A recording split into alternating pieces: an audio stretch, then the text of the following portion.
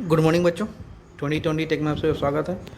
बच्चों से जान रहे हो कि आज हम लोग मैटर इन आवर सराउंडिंग का पार्ट 4 करेंगे। इससे पहले पार्ट 1, 2, 3 बन चुका है। मैं क्या करूँगा, उनका लिंक इस वीडियो के डिस्क्रिप्शन बॉक्स में दे दूँगा, आप लोग जाके देख लेना। साथ ही क्लास 9th का फर्स्ट चैप्टर जो फिजिक्स का है उसे भी मैंने कंप्लीट करा दिया है। और क्या करूँगा कि उस प्लेलिस्ट का लिंक इस वीडियो के डिस्क्रिप्शन बॉक्स में दे दूँगा, आप लोग जाके देख लेना। तो चलो हम लोग बढ़ते हैं आज के टॉपिक की ओर। बट यदि आप इस चैनल पर नए हैं तो चैनल को सब्सक्राइब कीजिए, बगल में बेल आइकन उसे प्रेस कर लीजिए, वीडियो को लाइक कीजिए, शेयर कीजिए ताकि और भी बच्चे जुड़ सकें। ओके, तो चलिए हम लोग बढ़ते हैं आज के टॉपिक की ओर। आज का टॉपिक हम लोग क्या है, latent heat of vaporization. Okay, liquid to gas, मतलब लिक्विड से हम लोग गैस की ओर जाएंगे। ओके, पिछले दिनों तो हम लोगों ने सीखा था लेटेंट हीट ऑफ फ्यूजन, मतलब solid to liquid. Okay, solid से लिक्विड की ओर। अब लेटेंट हीट ऑफ वेपराइजेशन में हम लोग क्या क्या सीखेंगे, तो देखिए यहाँ पे क्या दिया हुआ है।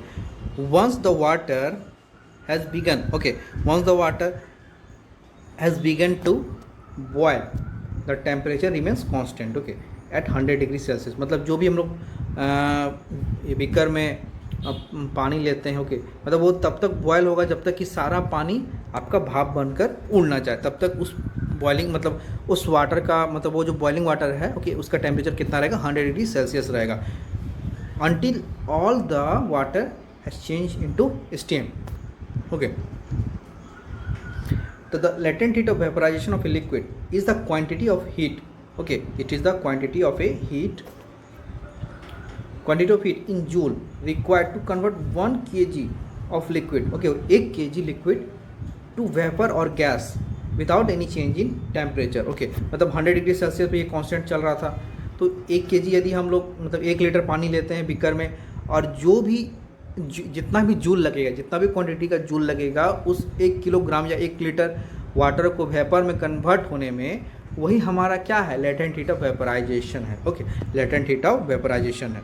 यहाँ पे देखिए दिया हुआ है, the latent heat of vaporization of water is 22.5 × 10⁵ joule per KG. क्योंकि इतना जूल तो खर्च होगा एक ही केजी पर ना। जब 1 केजी का हम लोग बर्न कर रहे हैं तो एक्सपेरिमेंटली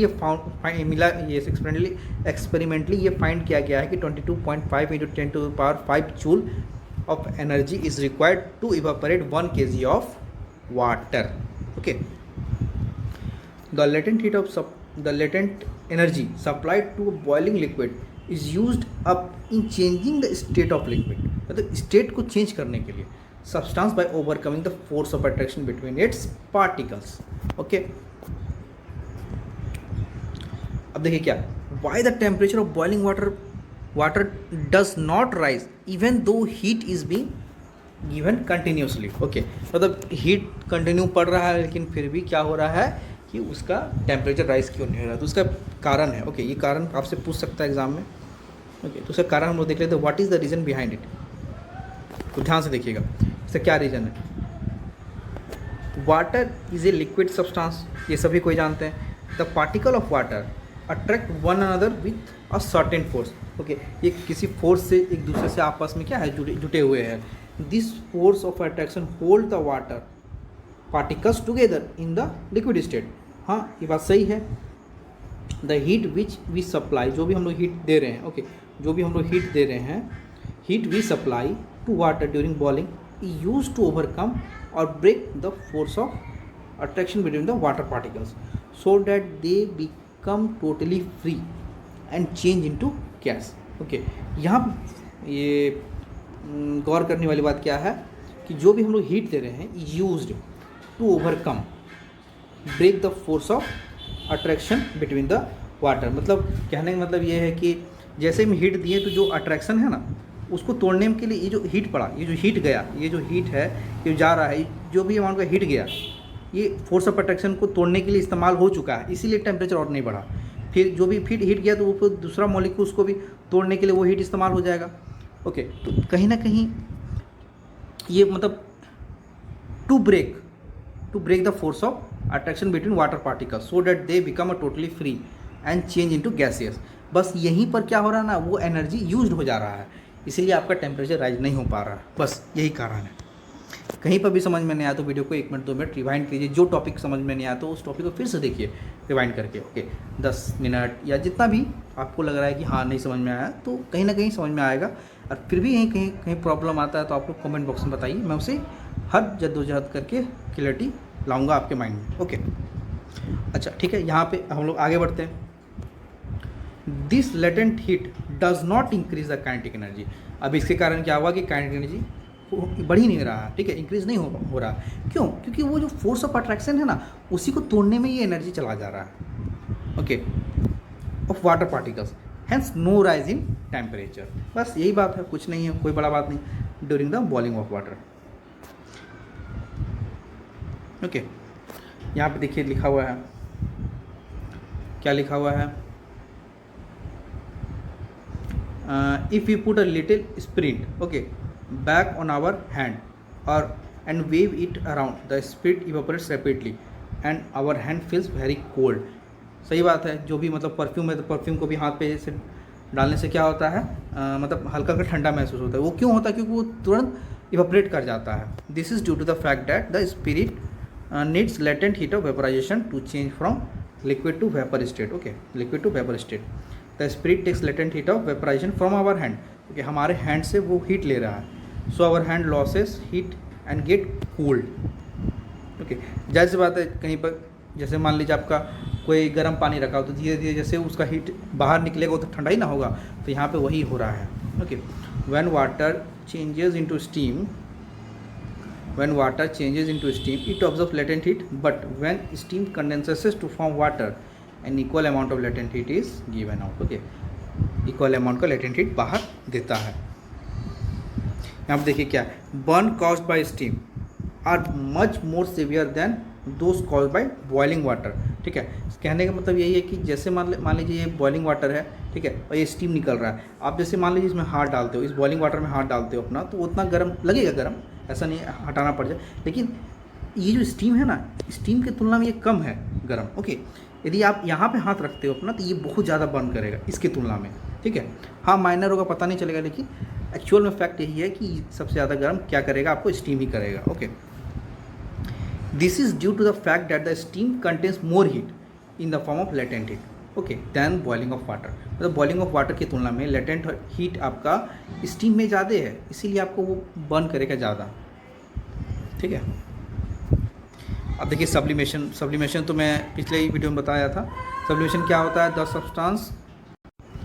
अब सब्लिमेशन में क्या होता है तो देखिए सब्लिमेशन का आसान सा डेफिनेशन क्या होता है, आसान भाषा में समझाया तो the change of solid directly into vapour on heating and vapours into solid, okay, vapour जो सॉलिड में आ जाए on cooling is known as sublimation, okay. मतलब एक तरह से बोला है जो सॉलिड है, ओके, वो डायरेक्टली वेपर में चेंज हो जा रहा है without changing into liquid, liquid में नहीं जा रहा है, ओके। या तो फिर जो वेपर है डायरेक्टली सॉलिड में आ जा रहा है, तो इस चीज़ को हम लोग क्या बोलते हैं, सब्लिमेशन बोलते हैं, okay. Without changing into liquid मतलब लिक्विड का स्टेज बीच में गायब रहेगा। यहाँ पे the changing of solid directly into vapour, yes is called sublimation, ठीक है। The changing of vapour to directly into solid is known as sublimation. यहाँ पे देखिए एक चीज़ और दिया गया है, एक मिनट, हाँ यहाँ पे एक चीज़ और दिया गया, क्या दिया गया, the solid substance which undergo sublimation is called Sublime, okay. जो मतलब सब्सटेंस मतलब जाएगा, सब्लिमेशन जिसका होगा उसको हम लोग सबलाइम बोलेंगे, okay. The solid obtain bye cooling vapour is called sublimate, okay. जो फाइनल मतलब सॉलिड मिलेगा हम लोग को वेपर से, जो सॉलिड में आएगा उसको सब्लिमेट बोलेंगे, ठीक है। जैसे कैम्फर हो गया आपका, वो क्या होता है, डायरेक्ट सॉलिड टू लिक्विड में बदल जाता है। The most substance which undergo sublimation are, यहाँ देखिए सब्लिमेशन में कौन कौन जा सकता है, ये एमोनियम क्लोराइड, आयोडीन हो गया, ओके, कैम्फर हो गया, नेप्थलीन हो गया, एंथ्रासीन हो गया, ये सब क्या मतलब सब्लिमेशन में भाग लेता है, okay. Solid carbon dioxide, okay, dry ice जिसको हम लोग बोलते हैं, sublimes to form carbon dioxide directly, okay, directly वो बदल जाता है। नेप्थलीन होता है जो फेनाइल जिसको हम लोग बोलते हैं, ओके। तो ये सब क्या है, एक तरह से बोलिए। यहाँ पे देखिए डाटा अच्छा है, इसको आप लोग नोट कर लेना, काफ़ी अच्छा है, इस चीज़ को नोट कर लेना या याद कर लेना। ओके, सॉलिड से जो डायरेक्टली जाएगा उसको हम लोग सब्लिमेशन बोलते हैं, या गैस से जो डायरेक्ट सॉलिड में आएगा उसको सब्लिमेशन बोलते हैं। सॉलिड से लिक्विड में जाएगा उसको मेल्टिंग बोलते हैं, या लिक्विड से जो सॉलिड में आएगा उसको हम लोग क्या बोलेंगे, फ्रीजिंग बोलेंगे। ओके, अब देखिए गैस से जो लिक्विड से जो गैस में जा रहा है उसको हम लोग क्या बोलेंगे, इवेपोरेशन बोल देंगे, ठीक है। और जो गैस से डायरेक्ट लिक्विड में आ जा रहा है उसको क्या बोलेंगे, कंडेंसेशन बोलेंगे। कहीं ना कहीं बहुत बढ़िया एग्जांपल है, आप लोग इसे नोट कर लेना, इसे एक चार्ट की तरह इसे बना लेना और इसको देखते रहना, याद हो जाएगा। Okay, effect of temperature, sorry effect of change of pressure. अब प्रेशर के चेंज होने से क्या होता है, तो चलिए हम लोग देख लेते हैं ये भी। The physical state of matter, okay, can also be change by changing of pressure. Okay, pressure को बदल के भी हम लोग इस चीज़ को बदल सकते हैं। जैसे एग्जांपल के तौर पे देख लेते हैं, बहुत सा एग्जांपल मिल जाएगा। Gases can be liquefied by applying pressure and lowering temperature. जैसे कि सिलेंडर है आपका, जो घर में एलपीजी है उसमें लिक्विड के फॉर्म में रहता है। ओके, उसमें लिक्विड के फॉर्म में काफ़ी प्रेस करके उसको रखा जाता है। ओके, धीरे धीरे जैसे जैसे ये हटेगा ना, जैसे जैसे प्रेशर उठेगा ऊपर, ओके, आपका क्या होगा ना, वहाँ पे मतलब गैस के रूप में फॉर्म होके वो बाहर निकलता है। एग्जाम्पल होगा, हम लोग पढ़ेंगे आगे। Okay, gases can be liquefied by applying pressure. Okay, जो भी गैस है उसको हम लोग प्रेस करके मतलब लिक्विड में बदल सकते हैं। जैसे कि हाँ, बहुत सा अच्छा एग्जांपल है, जैसे कि और टेम्परेचर को कम करके, टेम्परेचर भी कम करना पड़ता है, ठीक है, दोनों फैक्टर है। Bye applying pressure and lowering the temperature. Example यहाँ पे नहीं किया हुआ है, मैं बता, हाँ यहाँ एग्जांपल होगा, ठीक है, पढ़ेंगे आगे, एग्जांपल देख लेते पहले क्या है। ओके, मतलब इफेक्ट ऑफ प्रेशर कैसे होगा, gases can be liquefied by applying pressure. Okay, pressure को अप्लाई कर सकते हैं, and by lowering temperature, temperature को भी कम करना पड़ेगा। Ammonium gas can be liquefied by applying high pressure and lowering temperature, ठीक है। Solid carbon dioxide dries is stored under high pressure.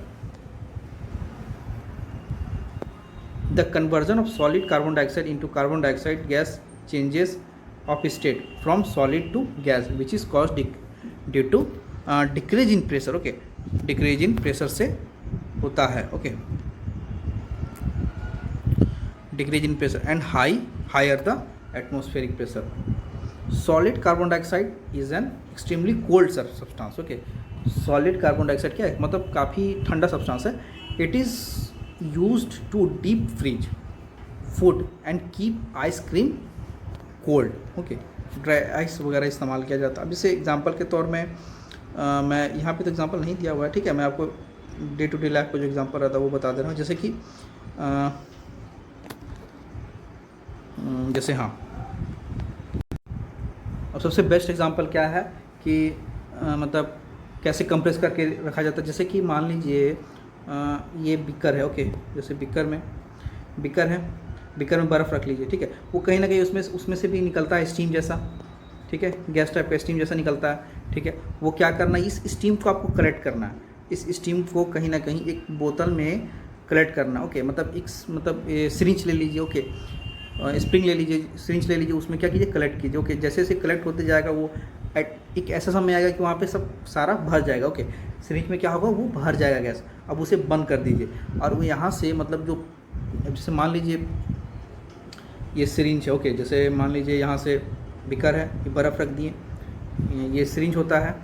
Okay, ये इस तरह से रहता है, यहाँ से प्रेस करने वाला ये प्रेस रहता है। ओके, ये सिरिंज रहता है, अंदर में रबर स्टॉक रहता है। ओके, तो ये इस चीज़ को हटा दीजिए। ओके, इस चीज़ को हटा दीजिए, रबर स्टॉक भी हटा दीजिए, इसको पूरा निकाल दीजिए जो पीछे भाग है, और इसको इसके ऊपर इस तरीके से रख दीजिए।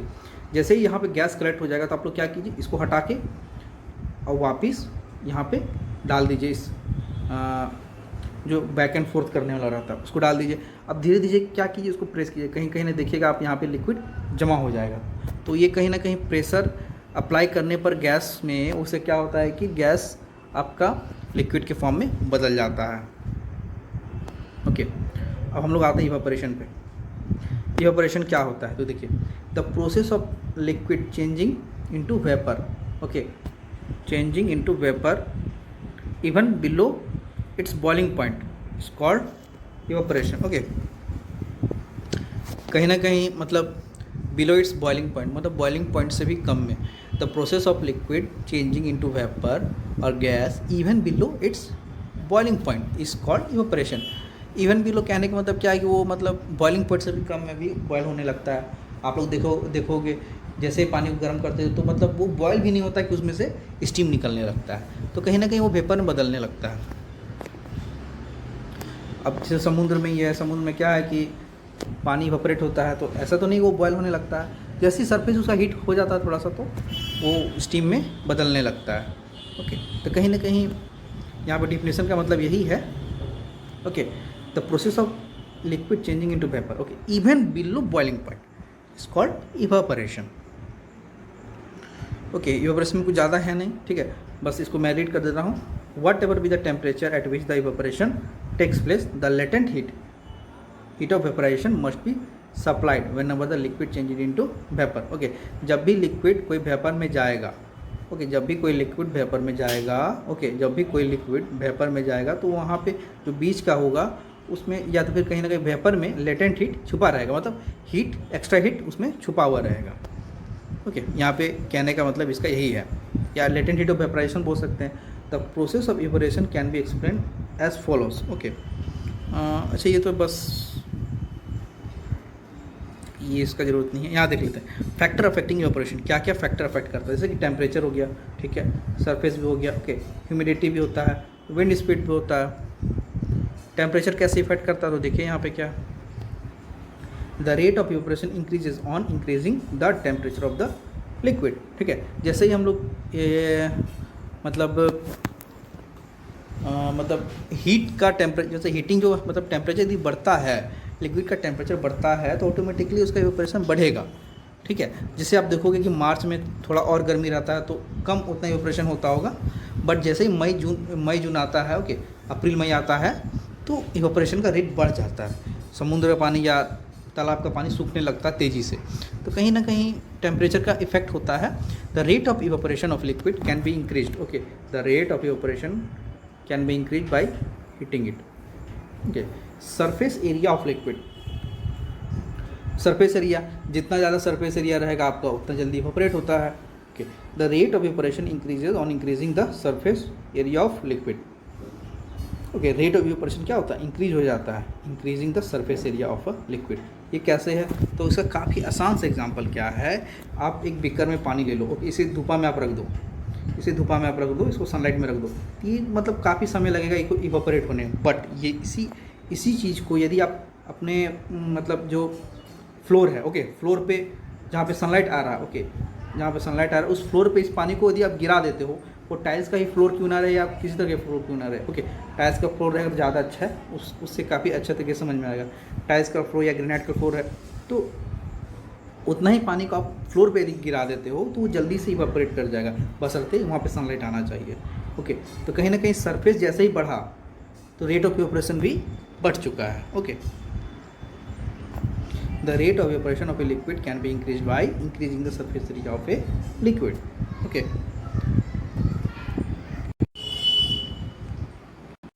अब ह्यूमिडिटी क्या होता है तो देख लेते हैं जल्दी से हम लोग, ओके। ह्यूमिडिटी क्या होता है, humidity of air, humidity of air tells us the degree of dampness of air, okay, when the humidity of air is low then the rate of evaporation is high, okay, and water evaporates more readily।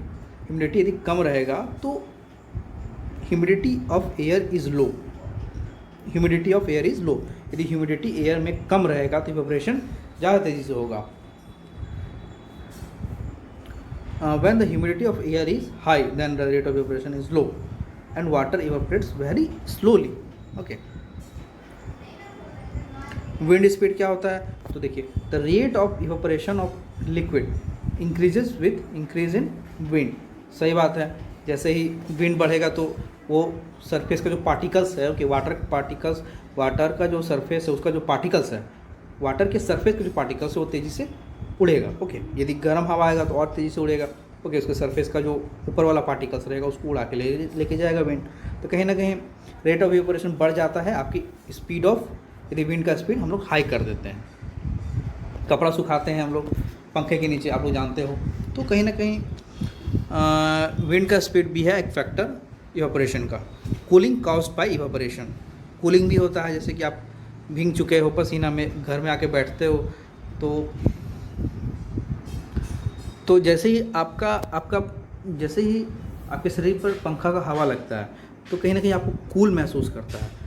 तो कहीं ना कहीं उससे क्या होता है कि वो उससे पसीना सूखता है तो इवापोरेट हो रहा है वो, तो evaporation causes cooling. Okay, cooling caused by evaporation, evaporation से क्या हो रहा है, कूलिंग हो रहा है। इसका एग्जांपल यहाँ पे दिया हुआ है, उसी पसीना का ही दिया हुआ है, स्वेट का ही दिया हुआ है। The cooling caused, okay, the cooling caused by evaporation is based on the fact that when the liquid evaporates, it draws or take the latent heat of vaporization from anything which it touches. Okay, जिसके संपर्क में आएगा उससे क्या होगा, latent heat of vaporization, मतलब latent heat लेगा तो जाहिर सी बात है वो वेपराइज करेगा।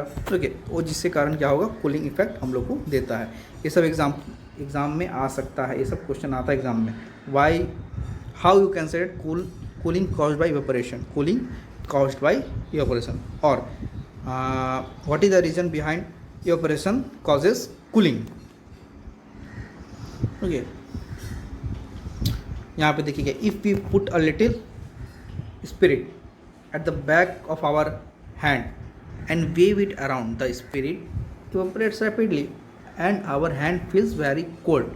ओके, इसके पीछे कारण क्या है, fact that a change from the liquid to vapor। Okay, spirit requires latent heat of vaporization, the spirit takes this heat of vaporization from our hand। Okay, कहीं ना कहीं हमारे हाथ से ही ये कूलिंग प्रोसेस, मतलब हीटिंग प्रोसेस ले रहा है और वो इवापोरेट कर जा रहा है, तो इसके कारण क्या होता है, हम लोग को कूलिंग का एहसास होता है। ओके,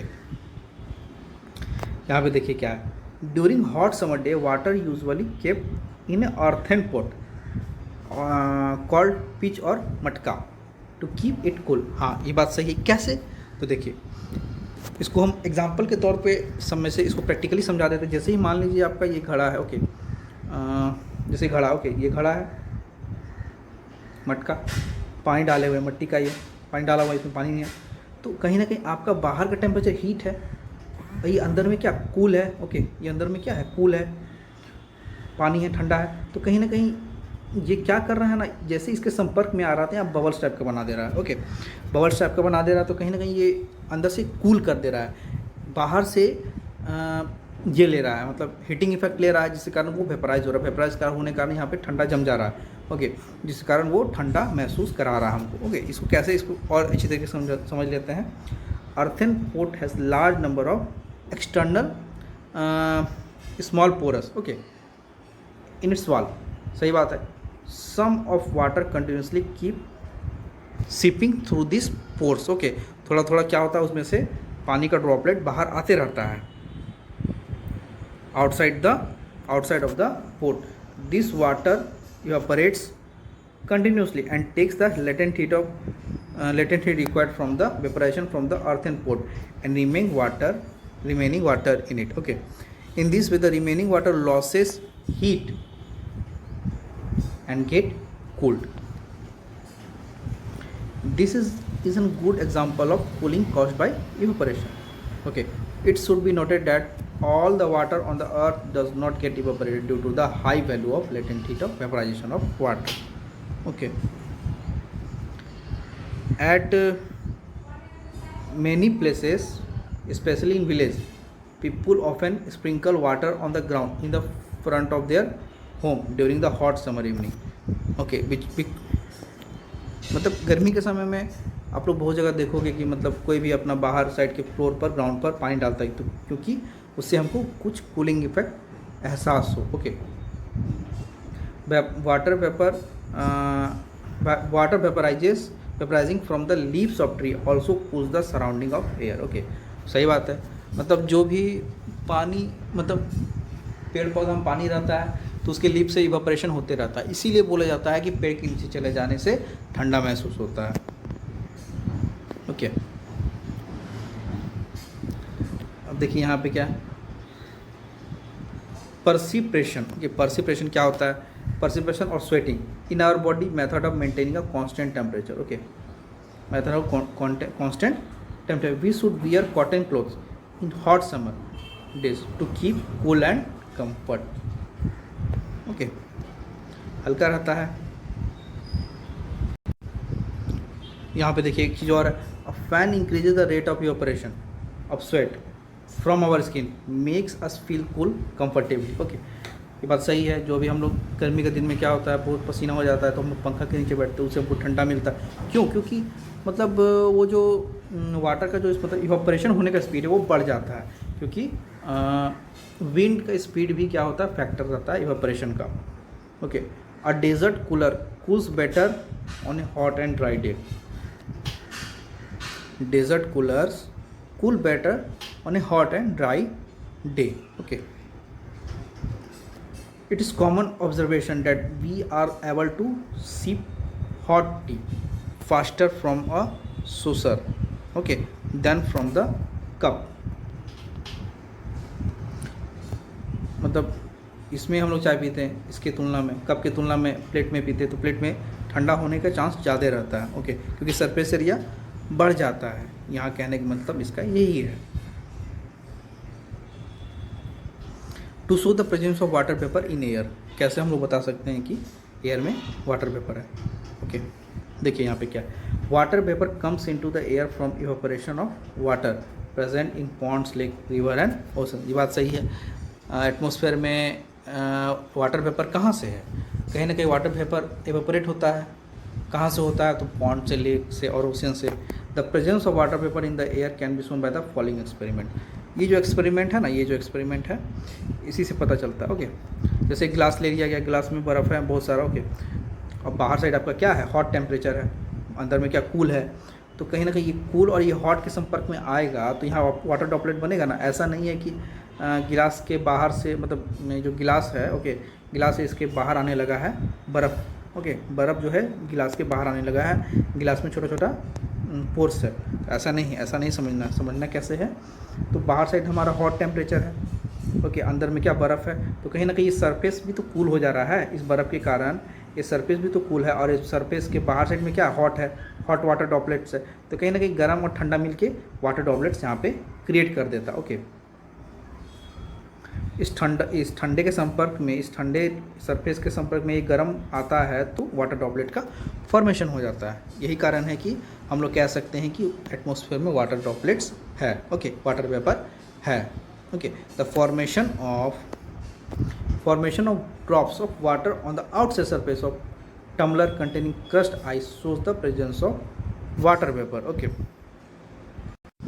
अब जैसे ओके, अब क्या है यहाँ पे, two more states of matter, plasma and Bose Einstein condensate. मतलब यहाँ पे आपका सॉलिड, लिक्विड और गैस है, लेकिन दो और आ गया जो जिसको हम लोग क्या बोलते हैं, प्लाज्मा एंड बोस-आइंस्टाइन कंडेंसेट। दो इस तरह का स्टेज आ गया, सॉलिड, लिक्विड, गैस के बाद Bose Einstein condensate. Okay, plasma and Bose Einstein condensate. Okay, plasma is a mixture of free electrons and ions.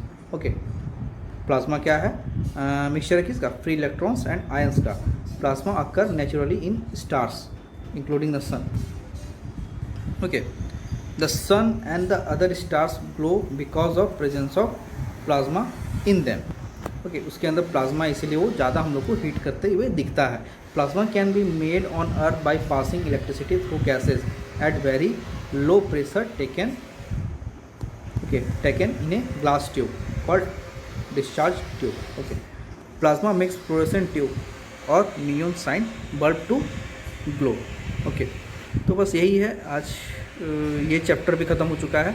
अगला चैप्टर हम लोग का ये सेकेंड का है, जो कि is matter around us pure. Okay, तो ये सेकेंड चैप्टर केमिस्ट्री का। हम लोग अभी बायोलॉजी का करेंगे फर्स्ट चैप्टर, जो कि मैं इसके बाद का वीडियो में लेके आऊँगा। वो होगा बायोलॉजी का पहला पार्ट रहेगा। तो फिर ठीक है, रहने देते हैं आज के लिए इतना ही। वीडियो काफ़ी लंबा हो रहा है। ओके, यदि आप इस चैनल पर नए हैं तो चैनल को सब्सक्राइब कीजिए, बगल में बेल आइकन से प्रेस कर लीजिए, वीडियो को लाइक कीजिए, शेयर कीजिए, ताकि और भी बच्चे जुट सकें। ओके, तो फिर ठीक है, रहने देते हैं, आज के लिए इतना ही। मिलेंगे हम लोग अगले वीडियो में जो कि बायोलॉजी का रहेगा। तब तक के लिए थैंक यू। जय हिंद, जय भारत।